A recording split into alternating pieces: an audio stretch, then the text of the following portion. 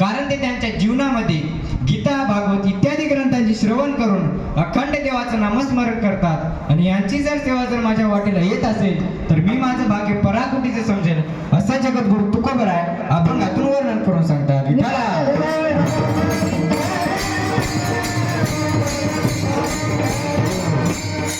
या अभंगाद्वारे तुकाराम महाराज म्हणतात, जो स्वतः आपल्या हिताच्या ठिकाणी जागा राहतो त्याचे आई वडील धन्य आहेत. मग हित कोणतं करावं? हित ते करावे पैशाचे चिंतन करून या मन शुद्ध व्हावे. आता याला एक म्हणायचं का तर नाही, कारण पैसा तेरे नाम परशुराम. पैसा धन नाश पावणाऱ्या गोष्टी आहेत आणि अशा नाश पावणाऱ्या गोष्टींपासून कधी सक्सेस होईल का महाराज तर नाही. इसतन धन की कोण बडाई देखत नयन में मिट्टी मला. मग हित कोणतं करावं? हित ते करावे संसाराचे चिंतन करून या मन शुद्ध व्हावे. आता याला एक म्हणायचं का तर नाही. संसार जर धन्यतेच्या लायकीचा असता तर संत मायबाप म्हटलेच नसते ना.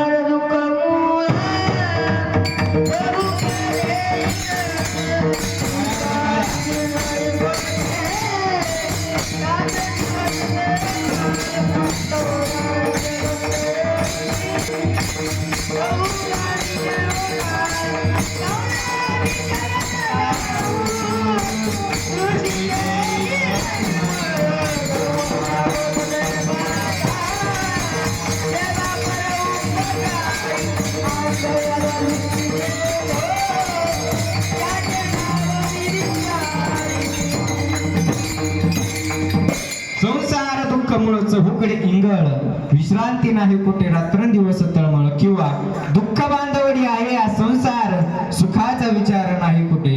मग संसार इतक्या दुःखाचा असूनही लोक जिथं ती शोधत बसतात. मग हित कोणतं करावं? हित ते करावे बायको चिंतन करून या मन शुद्ध व्हावे. आता याला एक म्हणायचं का तर नाही. बायकोच्या चिंतनात हित मिळणारच नाही. उलट बायकोच्या चिंतनाने आपल्या हिताची फजिती होईल. याचाच एक सुंदर उदाहरण सांगतो. एक राजा होता. त्या राजाने त्याच्या सर्व प्रजेला सभेमध्ये बोलवलं आणि एक प्रश्न मांडला.